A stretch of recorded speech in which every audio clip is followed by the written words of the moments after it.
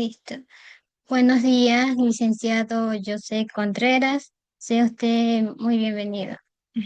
Somos el grupo 5 y 6 y en nombre de todos mis compañeros le agradecemos por aceptar esta entrevista a pesar de avisarle con tan poco tiempo. Sin más que decir, le daré a conocer el caso. Saludos, muy buenas tardes. El trabajador de una fundición. Un hombre de 45 años, trabajador de una fundición, acude a consulta médica quejándose de debilidad general, dolores articulares, pérdida de apetito y un sabor metálico persistente en la boca. El paciente refiere una exposición prolongada a humos metálicos en su lugar de trabajo. Según los resultados de análisis de sangre, presenta anemia, disminución de los glóbulos rojos y hemoglobina. También presenta aumento de la concentración de plomo en la sangre, muy por encima de los valores de referencia. Y por último, la disminución de la actividad de la beta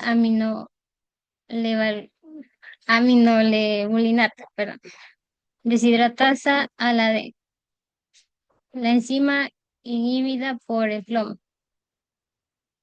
A continuación, mi compañero le realizará las siguientes preguntas.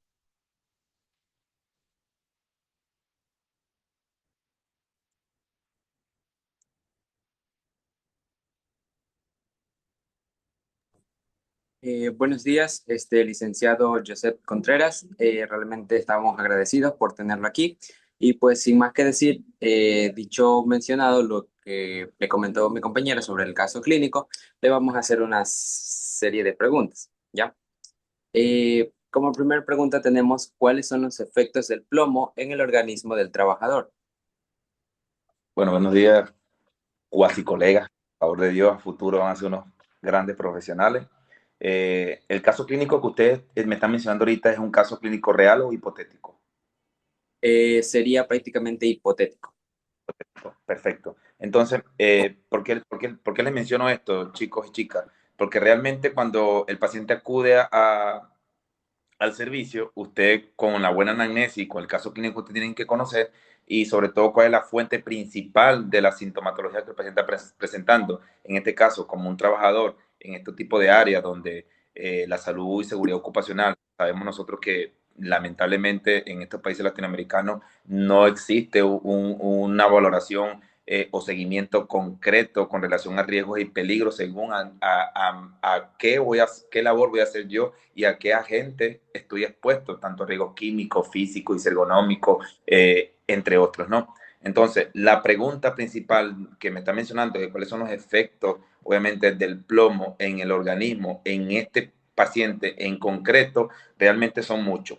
Primero porque esa toxicidad o acumulación de plomo en sangre puede generar síntomas tanto agudos como crónicos a nivel del sistema nervioso, a nivel de gastrointestinal, a nivel del sistema renal, obviamente, y es por eso que este paciente acude al servicio con irritabilidad, tiene fatiga, este paciente tiene dificultad, inclusive puede llegar hasta una encefalopatía con relación al aprendizaje por esa cantidad de exposición. Además, esto puede generar otros efectos en este tipo de pacientes y incluso puede generar una atrofia tubular a nivel renal e hipertensión. Ya. Entonces, prácticamente los sistemas que principalmente serían afectados serían el nervioso y el renal, por lo que puedo decir. Es correcto, el sistema nervioso, el sistema renal y obviamente el sistema hemático, principalmente por la anemia que causa, por esa inhibición que ocurre. O sea, es como que se inhibe por la cantidad, la gran cantidad. Recuerden que nosotros somos un equilibrio, ¿no? Es importante entender, somos un equilibrio. Es como los electrolitos. Si está muy alto un valor, voy a tener problemas. Si está muy bajo ese valor, también voy a tener problemas. Entonces, somos un equilibrio. Y la cantidad de plomo en sangre va a generar este desenlace con relación a la afinidad que tiene la hemoglobina de poder transportar el oxígeno a toda la célula. Y como no es afín, obviamente viene todo estos problemas. ¿Qué le va a llegar al cerebro? Plomo. ¿Qué le va a llegar al hígado? Plomo. ¿Qué le va a llegar al pulmón? Plomo. ¿Qué le va a llegar al riñón? Plomo, por esa cantidad excesiva de plomo en sangre. Listo. Como segunda pregunta tenemos, ¿por qué la exposición prolongada a humos metálicos puede causar anemia?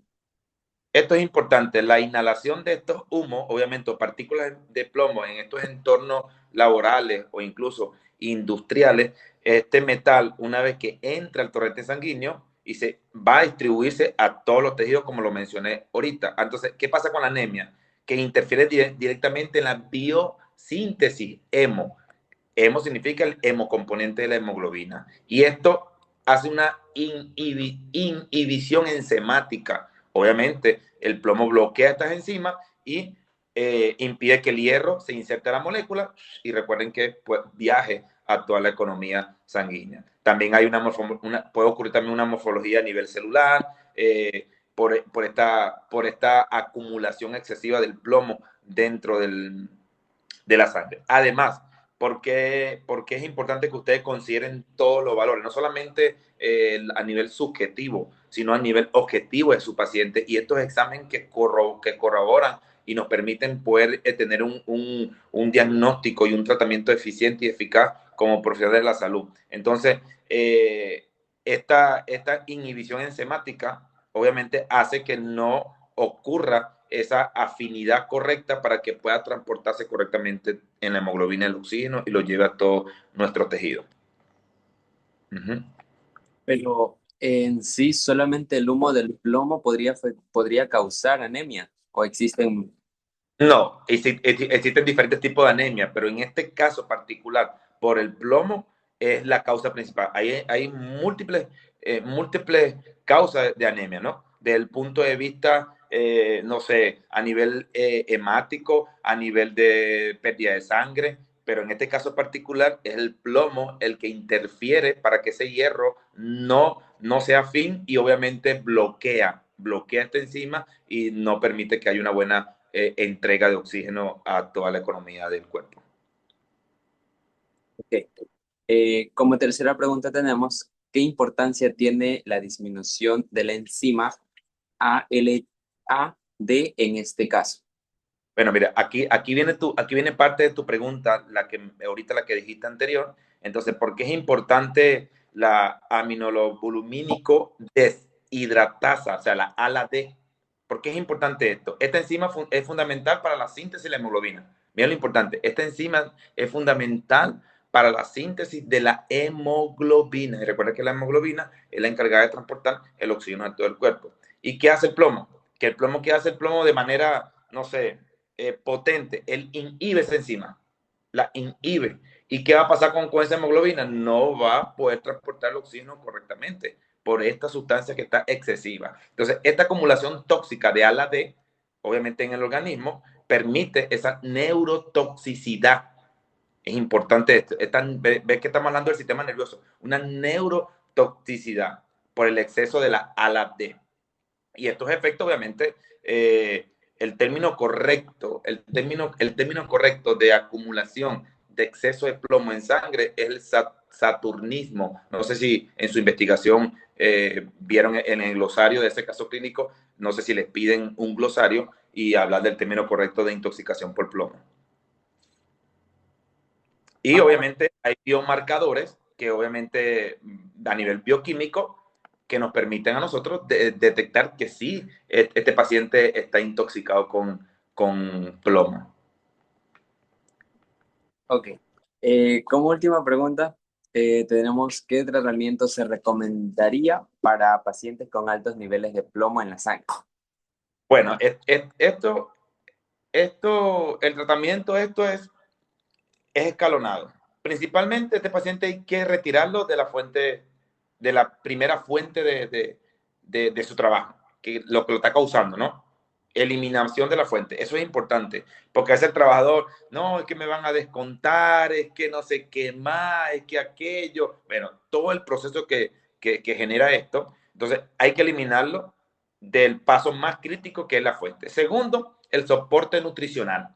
Ojo con esto. Es importante el soporte nutricional. Este paciente de 45 años de edad quizá ya tiene malos hábitos. Ojo con esto. Es importante ustedes como profesionales no tener una visión de túnel. Usted tiene que tener una visión, una conciencia situacional de todo su entorno, alimentación, higiene de sueño, todo. ¿Por qué? Porque el paciente, su dieta, en este caso, o su alimentación tiene que ser rica, sobre todo en hierro, calcio y zinc con estos pacientes. Y por supuesto, la vitamina C. Recuerden que en las legumbres, para que haya una mejor absorción del hierro, es importante contribuirle con vitamina C, con limón, para que la absorción del hierro sea más eficiente en esa lenteja, en los granos, no sé, la comida que este paciente tenga, ¿no? Y obviamente una terapia de quelación. Esta terapia de quelación es el uso de fármacos, obviamente que se une al plomo para que pueda ser excretado por la orina. Mayormente son tipos de tratamientos que realizan desde el punto de vista farmacológico, ¿no? Y otros exámenes de laboratorio que se pudieran hacer o colocarse, obviamente, vía intravenosa. Es importante la canalización de estos pacientes porque muchas veces se les coloca hectacálcico, dimercaprol. Son medicamentos que se pueden usar siempre y cuando, obviamente, la individualidad de su paciente, ¿no? Recuerden ustedes que no existe constantemente, no hay un valor tan real de saber qué tanto la cantidad de plomo en sangre. Hay bibliografías que hablan de 3 a 5 microgramos por decilitro del exceso que sobrepase. O sea, mayor a 5 y menor a 3, va a haber un problema de esta sustancia en el cuerpo. Pero, o sea, como tal, el tratamiento sería tipo comer alimentos con las vitaminas antes mencionadas. Sí, es correcto. La alimentación, sobre todo con calcio, hierro y zinc, y más vitamina C. ¿Y dónde conseguimos? ¿Dónde frecuentemente lo vas a conseguir eso? En los vegetales.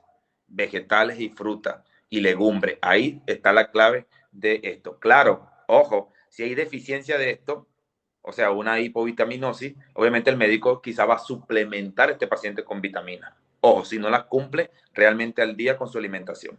Todo va a depender del contexto de su paciente. Ya, entonces, o sea, una vez consumido aquellos alimentos o que la persona se alimente correctamente, esta persona con estos altos niveles de plomo en su sangre las va a eliminar por sí sola. Es correcto, la va a empezar a eliminar más el tratamiento que les acabo de mencionar, el tratamiento de quelación, que es la terapia de quelación. Y ya el paciente va a permitir a que elimine ese plomo a través de la orina. Sí, de verdad. Muchísimas gracias. Bueno, este ha sido el fin de la ronda de preguntas. De verdad, muchísimas gracias por concedernos este espacio y compartir su tiempo y conocimiento con nosotros. De verdad ha sido una conversación muy enriquecedora que nos permite comprender mejor el tema desde una perspectiva profesional. Gracias a usted, obviamente. Ya, agradecemos también su claridad, su paciencia y disposición para responder a aquellas preguntas que nosotros teníamos. Nos llevamos en la información muy valiosa y sin duda será de gran utilidad para nosotros en algún futuro, si Dios lo permite y no pasa nada, ser profesionales al igual que usted.